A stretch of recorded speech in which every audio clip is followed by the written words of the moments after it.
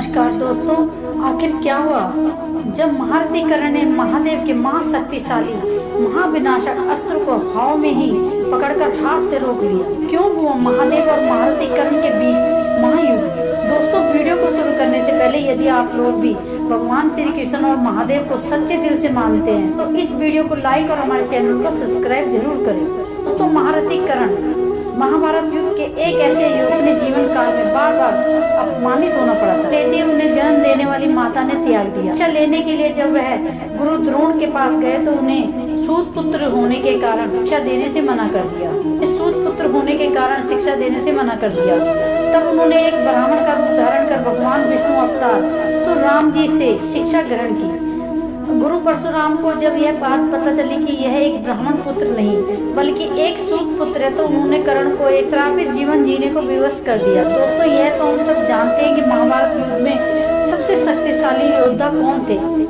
वह भीष्म पितामह कर्ण और अश्वत्थामा थे। लेकिन कर्ण का कवच और कुंडल उतर जाने के बाद भी कर्ण इतने शक्तिशाली थे कि वे अर्जुन के रथ को एक ही बाण से हवा में उड़ा सकते थे। लेकिन ऐसा नहीं हो सका। ये बात महाभारत के कुरुक्षेत्र युद्ध के 14 दिन के युद्ध की है, जब पांडव सेना और कौरव सेना के बीच एक भीषण युद्ध छिड़ जाता है। उस युद्ध के दौरान महारथी कर्ण युद्ध क्षेत्र में उतरते हैं और पूरी पांडव सेना को तहस नहस करने लगते हैं। दोस्तों, हम ये देखकर अर्जुन भगवान श्री कृष्ण से बोलते कि हे माधव, देखिए कर्ण किस प्रकार हमारी सेना को नष्ट करता जा रहा है। इस प्रकार चला तो आज हमारी सेना का सर्वनाश कर देगा। चलिए, अब मुझे ही कर्ण से युद्ध करना पड़ेगा। अब इस पर भगवान श्री कृष्ण अर्जुन को समझाते कि पार्थ तीनों लोकों में ऐसा कोई भी योद्धा नहीं जो सूर्यपुत्र कर्ण के सामने रात्रि में युद्ध कर सके।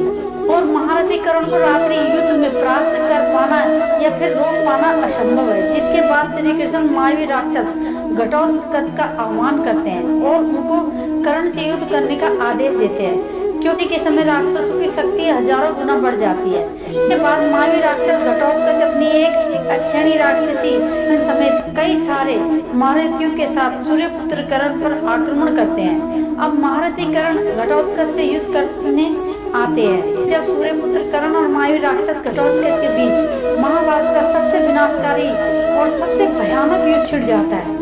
महारथी कर्ण अपने तीरों से सभी महारथी योद्धाओं को घायल कर देते हैं, युद्ध छोड़कर भागने पर मजबूर कर देते हैं। और इसके अलावा महारथी कर्ण घटोत्कच की एक और राक्षसी सेना का सर्वनाश कर देते हैं और घटोत्कच को अपने तीरों से खून से छिन्न भिन्न कर देते हैं। ऐसा माना जाता है कि महारथी कर्ण ने घटोत्कच के पूरे शरीर को अपने तीरों से भर दिया था।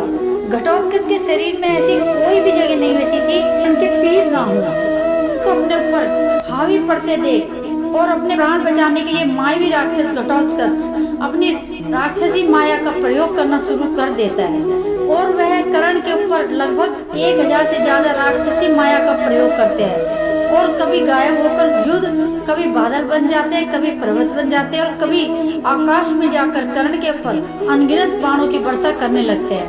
वे छल और माया का प्रयोग करने के बाद भी घटोत्कच कर्ण को युद्ध में रोक नहीं पाते और सूर्यपुत्र कर्ण अपनी धनुर्विद्या के दम पर घटोत्कच की 1000 से भी ज्यादा राक्षसी माया का नष्ट कर देते हैं। कर्ण और घटोत्कच का युद्ध चलता रहा और कैसे हुआ इस युद्ध का अंत और दोस्तों कैसे रोका कर्ण ने अपने हाथों से भगवान शंकर का अस्त्र, जानेंगे अगले भाग में। अगर आपको वीडियो पसंद आई तो वीडियो को लाइक करें, कमेंट करके हमें जरूर बताएं कि आपको वीडियो कैसी लगी और बेल आइकन को दबाना ना भूलें ताकि जैसे इसका अगला भाग आएगा तो इसका नोटिफिकेशन आपको सबसे पहले मिल सके।